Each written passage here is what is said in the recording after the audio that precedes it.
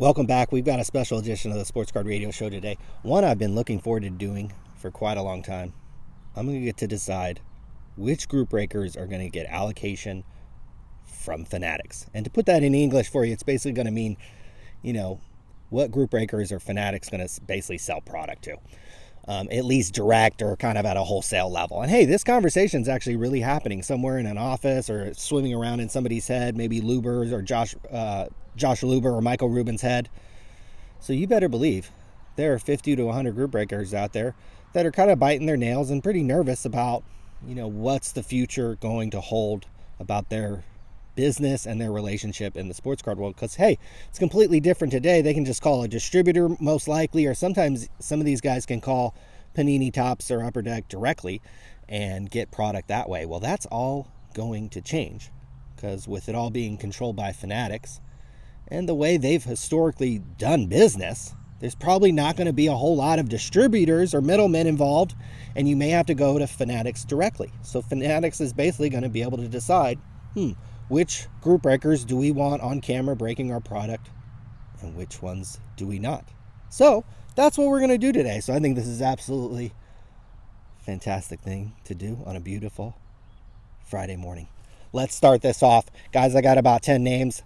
I've timestamped them in the video description in case you want to kind of speed through this a little more, get through this, find the breakers you love or you hate. Let's start this off. Platinum Card Breaks. Hey, these guys are kind of, the mafia guys kind of the breaking world. Out there maybe like in New Jersey or something, have these kind of accents. They break with these black kind of medical gloves. They've been breaking a long time. That's a positive thing for them. They seem to have a loyal following.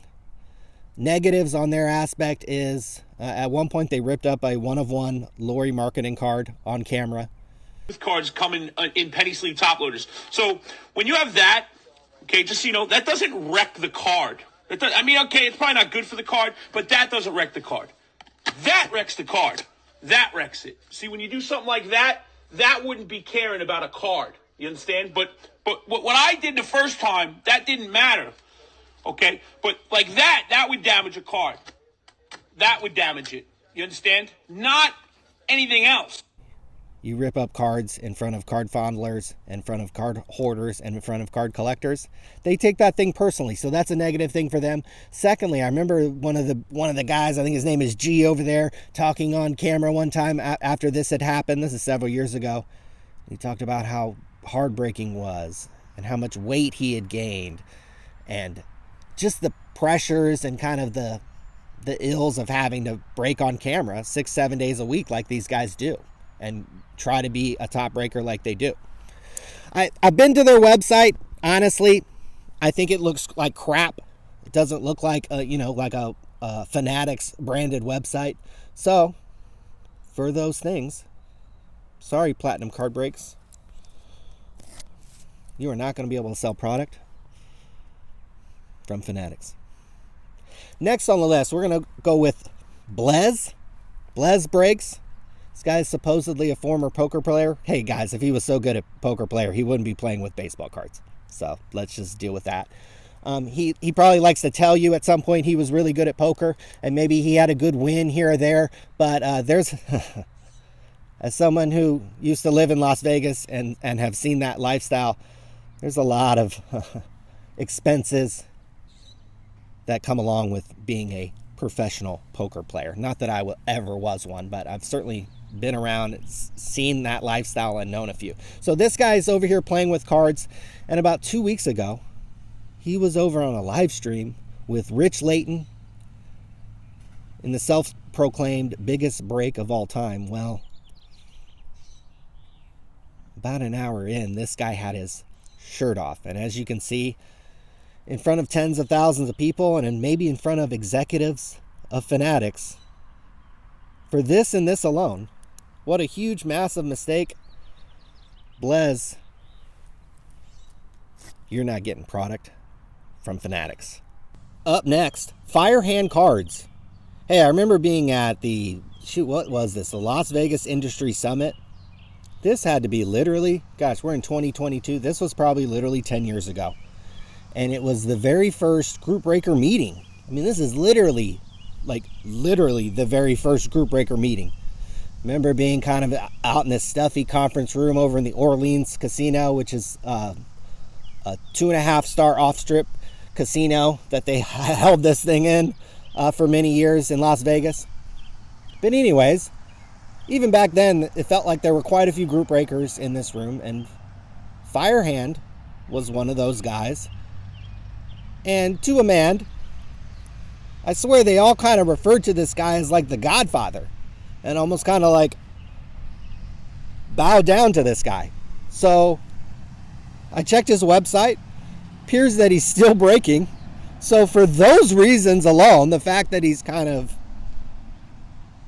revered and respected in the breaking world, Firehand Cards, you are going to be able to break products from Fanatics. Up next, everybody's favorite, Backyard Breaks. I should have switched out my shirt for a half shirt. Hey guys, these guys have had multiple transgressions in the sports card world. They hit a gold Kaboom Trevor Lawrence rookie card, serial number to 10, that they were going to give away on their Twitch stream, and then kind of pump faked and then didn't give it away.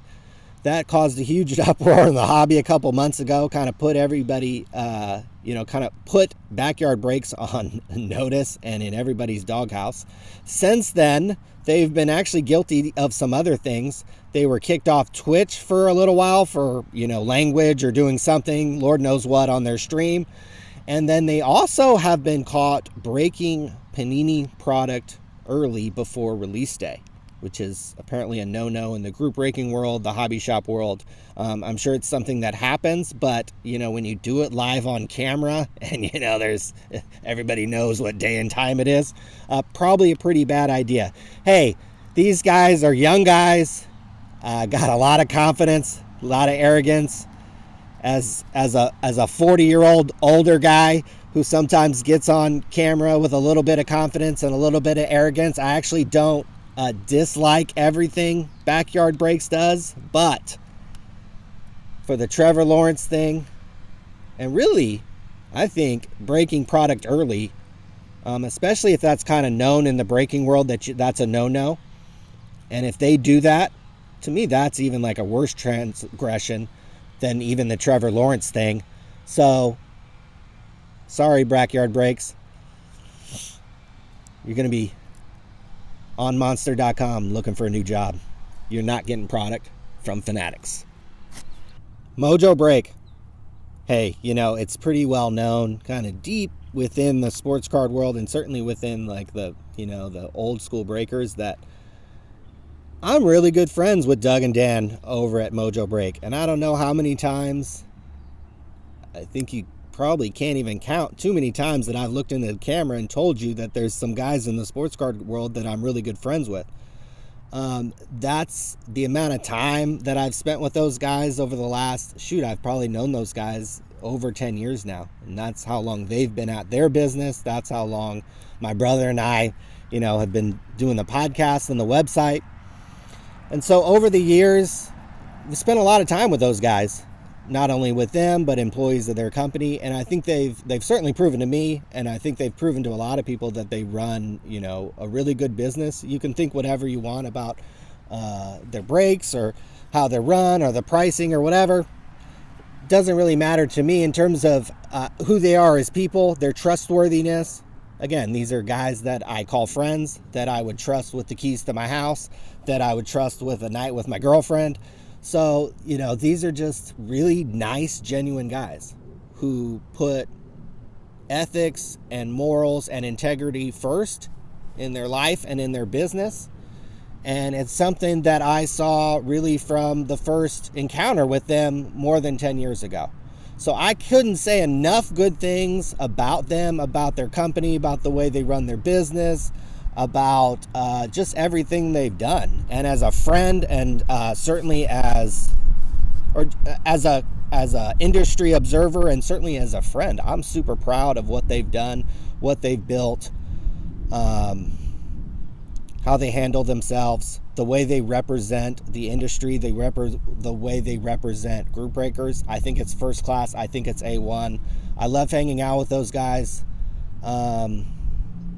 And again, there's very, very, very few times that I would come on camera and say that about someone. There's literally, maybe I can literally think in my head, maybe about 3 or 4 other people that I could think of that I would heap this much praise upon, have this much trust. Again, I'm essentially promoting them by saying this. Well, I do this because I've spent countless hours with these guys at some of these card events, both at the event. I remember playing craps at the Bellagio after one of the Transcendent parties with Dan. And I think Doug hit like a $800 slot thing. So I'm like giving away too many things here.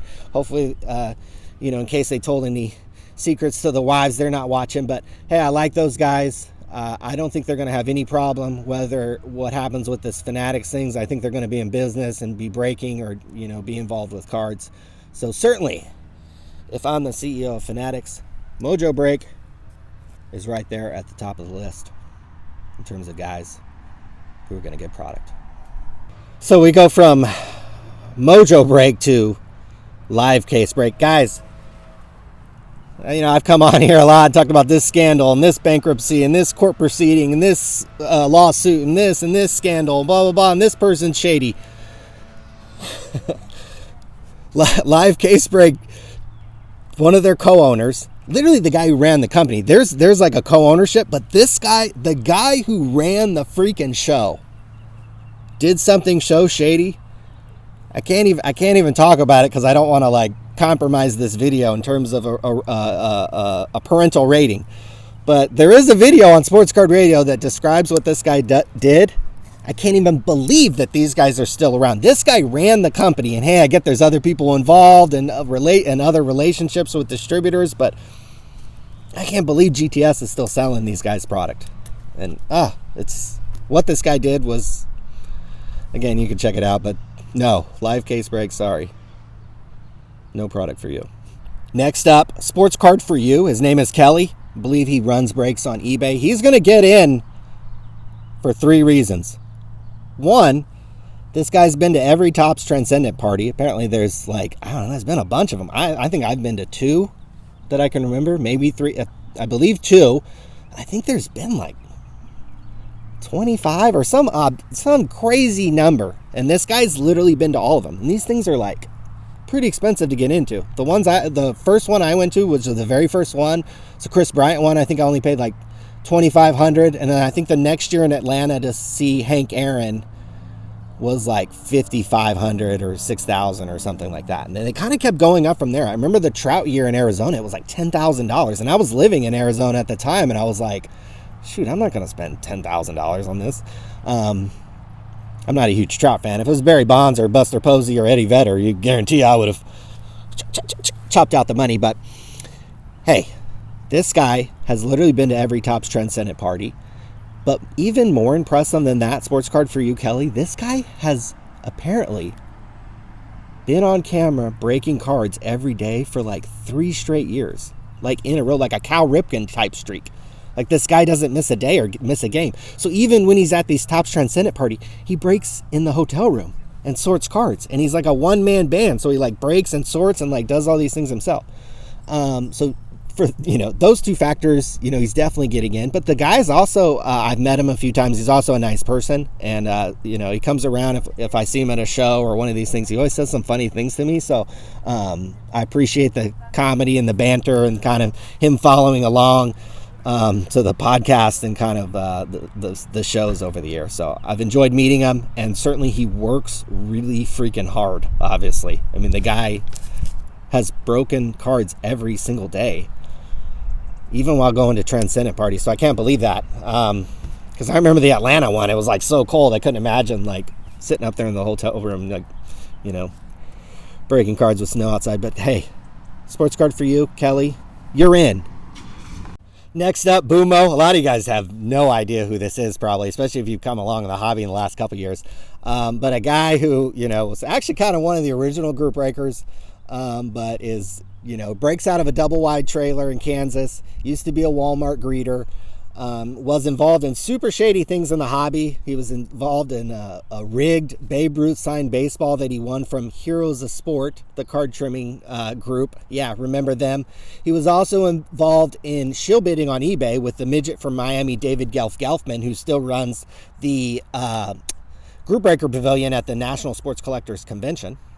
So he's involved with him. So there is absolutely no way this guy, who people don't even know, and who just runs these little repack scams on eBay. He literally runs these repack scams on eBay, and all you need is one person to buy in, and the scam's done. I should actually do a video explaining at some point. I probably will, but Boomo, sorry. No Fanatics for you.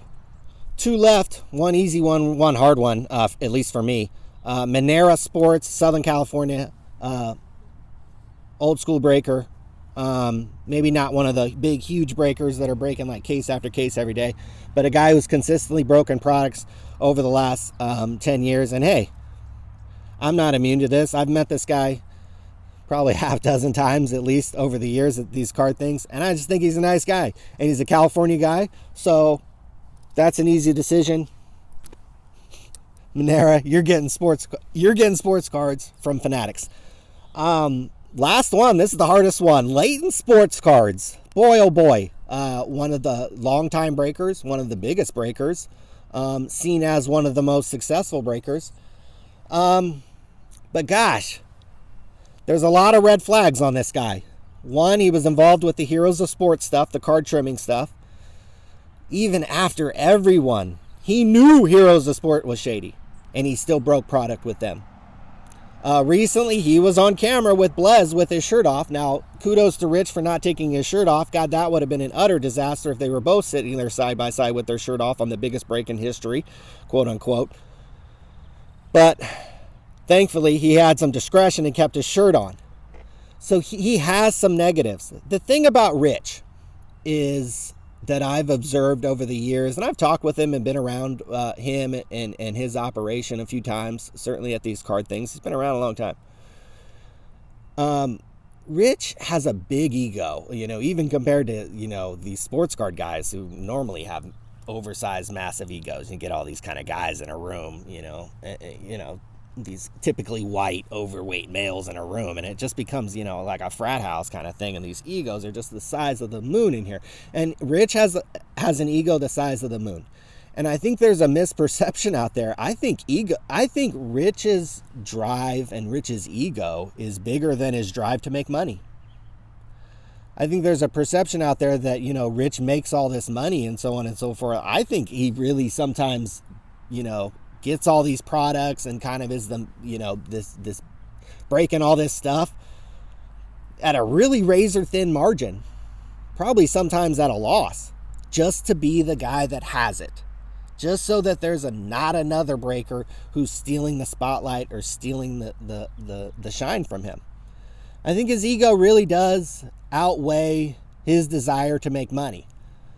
Again, I could be proven wrong. Somebody, does he drive a flashy car? Does he have a nice watch? I've heard about him paying, $7,000 for dinners in Atlantic City for his distributors. He has a really good relationship with Peach State for a long time.